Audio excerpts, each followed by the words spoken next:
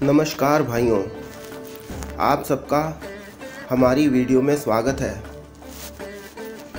ये कथा राम जी और शंकर जी के युद्ध को दर्शाती है।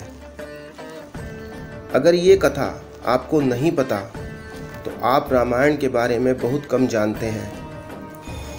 कृपया कथा को पूरा सुनने के लिए वीडियो को अंत तक अवश्य देखें।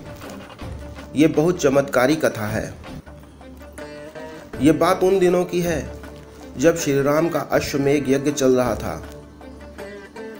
श्री राम के अनुज शत्रुघ्न के नेतृत्व में असंख्य वीरों की सेना सारे प्रदेशों को जीत रही थी। यज्ञ का अश्व अर्थात घोड़ा प्रदेश प्रदेश जा रहा था।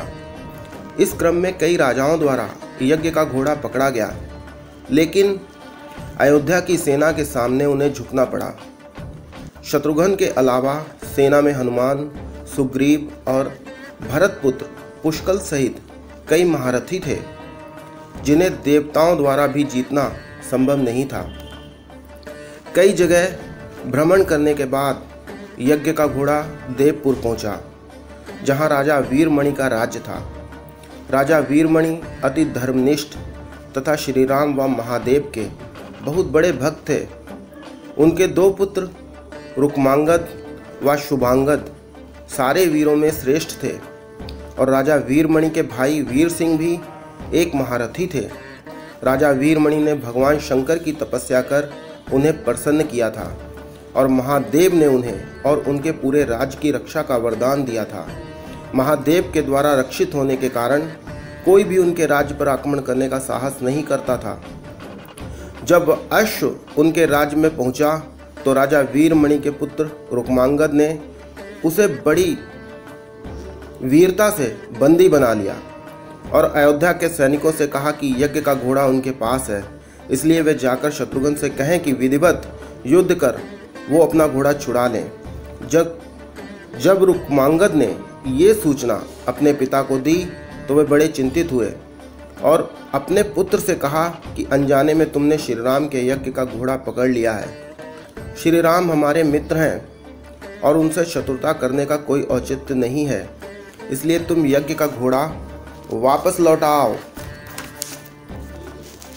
इस पर रुक्मांगद ने कहा कि हे पिताश्री, मैंने तो उन्हें युद्ध की चुनौती भी दे दी है, अतः अब उन्हें बिना युद्ध के घोड़ा लौटाना हमारा और उनका दोनों का अपमान होगा। अब तो जो हो गया है उसे बदला नहीं जा सकता है, इसलिए आप मुझे युद्ध की आज्ञा दें। पुत्र की बात सुनकर वीरमणि ने उसे सेना सुसज्जित करने की आज्ञा दे दी। राजा वीरमणि ने अपने भाई वीर सिंह और अपने दोनों पुत्रों रुक्मांगद और शुभांगद के साथ विशाल सेना लेकर युद्ध क्षेत्र में आ गए। इधर जब शत्रुघ्न को सूचना मिली कि उनके यज्ञ का घोड़ा बंदी बना लिया गया है तो वे बहुत क्रोधित हुए एवं अपनी पूरी सेना के साथ युद्ध के लिए युद्ध क्षेत्र में आ गए। उन्होंने पूछा कि उनकी सेना में कौन अश्व को छुड़ाएगा, तो भरतपुत्र पुष्कल ने कहा कि तात श्री, आप चिंता न करें, आपके आशीर्वाद और श्री राम के प्रताप से मैं आज ही इन सभी योद्धाओं को मारकर अश्व को मुक्त कराता हूँ।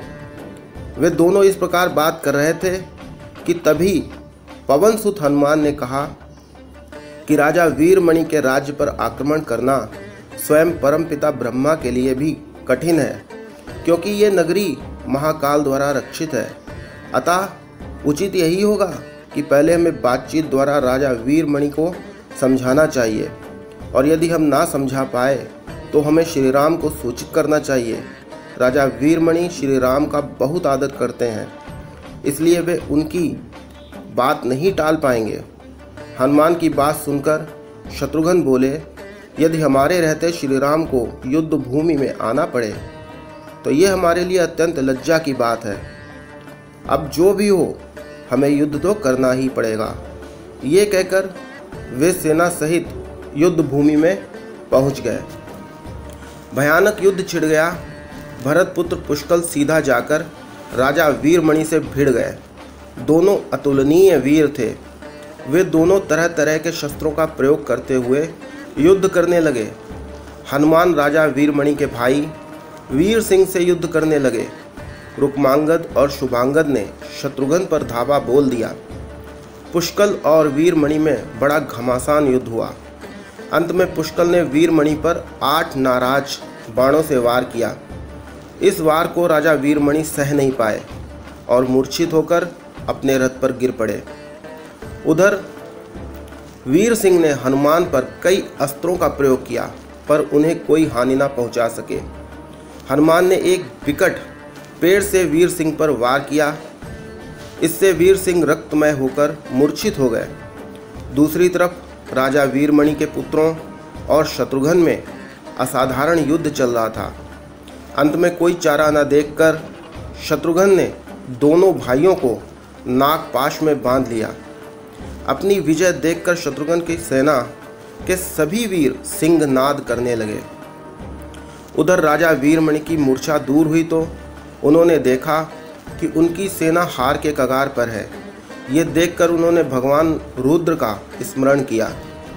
महादेव ने अपने भक्त को मुसीबत में जानकर वीरभद्र के नेतृत्व में नंदी, भृंगी सहित सारे गणों को युद्ध क्षेत्र में भेज दिया।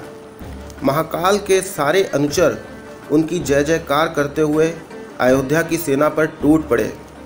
शत्रुघ्न, हनुमान और सारे लोगों को लगा कि जैसे प्रलय आ गई है। जब उन्होंने भयानक मुख वाले रुद्र अवतार वीरभद्र सहित महादेव की सारी सेना देखी तो सभी भय से कांप उठे। शत्रुघ्न ने हनुमान से कहा कि जिस वीरभद्र ने बात ही बात में दक्ष प्रजापति का मस्तक काट डाला था और जो तेज और समता में स्वयं महाकाल के समान है, उसे युद्ध में कैसे हराया जा सकता है। ये सुनकर पुष्कल ने कहा कि हे तात श्री, आप दुखी मत हो। अब तो जो भी हो, हमें युद्ध तो करना ही पड़ेगा। ये कहते हुए पुष्कल वीरभद्र से, हनुमान नंदी से और शत्रुघ्न भृंगी से जा भिड़े। पुष्कल ने अपने सारे दिव्यास्त्रों का प्रयोग वीरभद्र पर कर दिया, लेकिन वीरभद्र ने बात ही बात में उन्हें काट दिया।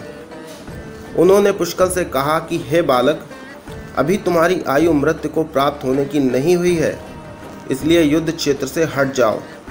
उसी समय पुष्कल ने वीरभद्र पर शक्ति से प्रहार किया, जो सीधे उनके मर्म स्थान पर जाकर लगा। इसके बाद वीरभद्र ने क्रोध में थर्राते हुए एक त्रिशूल से पुष्कल का मस्तक काट दिया और भयानक सिंहनाद किया। उधर भृंगी आदि गणों ने शत्रुघ्न पर भयानक आक्रमण कर दिया। अंत में भृंगी ने महादेव के दिए पाश में शत्रुघ्न को बांध दिया। हनुमान अपनी पूरी शक्ति से नंदी से युद्ध कर रहे थे। उन दोनों ने ऐसा युद्ध किया जैसे पहले किसी ने नहीं किया हो। दोनों श्री राम के भक्त थे।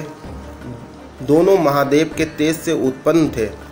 काफ़ी देर लड़ने के बाद कोई और उपाय न देखकर नंदी ने शिवास्त्र का प्रयोग कर हनुमान को पराभूत कर दिया। अयोध्या की सेना की हार देखकर राजा वीरमणि की सेना में जबरदस्त उत्साह आ गया और वे बाकी बचे सैनिकों पर टूट पड़े। ये देखकर हनुमान ने शत्रुघ्न से कहा कि मैंने आपसे पहले ही कहा था कि यह नगरी महाकाल द्वारा रक्षित है, लेकिन आपने मेरी बात नहीं मानी। अब इस संकट से बचाव का एक ही उपाय है कि हम सब श्री राम को याद करें। ऐसा सुनते ही सारी सेना शत्रुघ्न एवं हनुमान सहित श्री राम को याद करने लगे। अपने भक्तों की पुकार सुनकर श्री राम उसी क्षण लक्ष्मण और भरत के साथ वहां आ गए।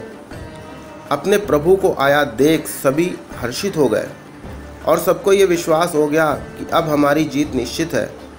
श्री राम के आने पर जैसे पूरी सेना में प्राण आ गए हों। श्री राम ने सबसे पहले शत्रुघ्न को मुक्त कराया और उधर लक्ष्मण ने हनुमान को मुक्त करा दिया।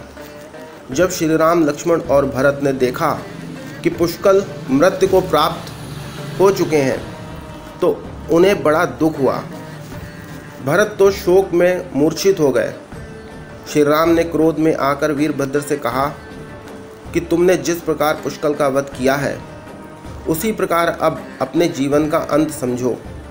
ऐसा कहते हुए श्री राम ने सारी सेना के साथ शिवगणों पर धावा बोल दिया।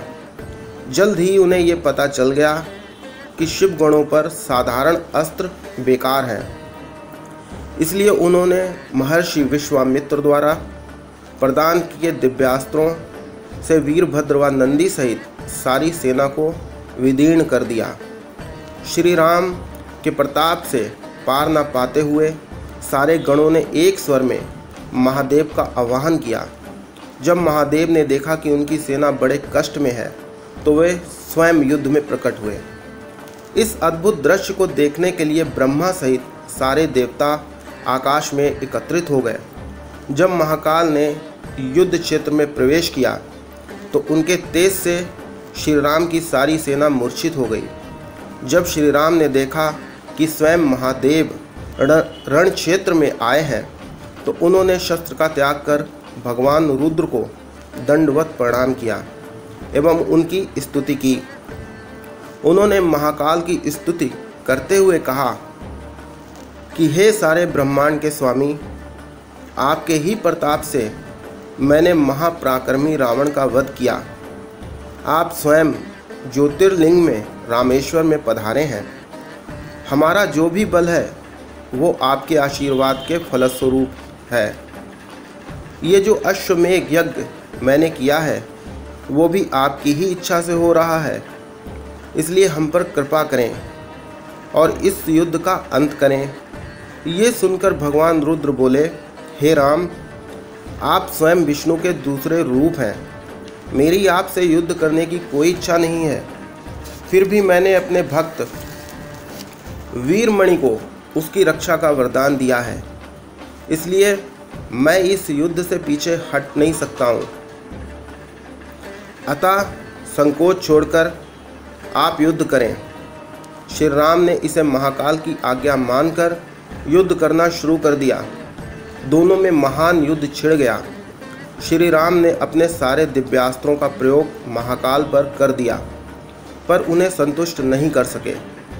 अंत में उन्होंने पाशुपता अस्त्र का संघान किया और भगवान शिव से बोले, हे प्रभु, आपने ही मुझे ये वरदान दिया है कि आपके द्वारा प्रदत्त इस अस्त्र से त्रिलोक में कोई पराजित हुए बिना नहीं रह सकता है। इसलिए हे महादेव, आपकी ही आज्ञा और इच्छा से मैं इसका प्रयोग आप पर ही करता हूँ। ये कहते हुए श्री राम ने वो महान दिव्यास्त्र भगवान शिव पर चला दिया। वो अस्त्र सीधा महादेव के हृदय स्थल में समा गया और भगवान इससे संतुष्ट हो गए। उन्होंने प्रसन्नतापूर्वक श्री राम से कहा, आपने युद्ध में मुझे संतुष्ट किया है, इसलिए जो इच्छा है वर मांग लें। इस पर श्री राम ने कहा कि हे भगवान, यहाँ इस युद्ध क्षेत्र में भ्राता भरत के पुत्र पुष्कल के साथ असंख्य योद्धा वीर गति को प्राप्त हो गए हैं, उन्हें कृपया जीवन दान दीजिए। महादेव ने मुस्कुराते हुए तथास्तु कहा और पुष्कल समेत दोनों ओर के सारे योद्धाओं को जीवित कर दिया। इसके बाद उनकी आज्ञा से राजा वीरमणि ने यज्ञ का घोड़ा श्री राम को लौटा दिया और अपना राज्य रुक्मांगद को सौंपकर वे भी शत्रुघ्न के साथ आगे चल दिए। कृपया जिन्हें श्री राम व भगवान रुद्र की ये कथा प्यारी लगी है वे इस चैनल को सब्सक्राइब कर दें, वीडियो को लाइक कर दें। धन्यवाद। जय श्री राम, जय महाकाल।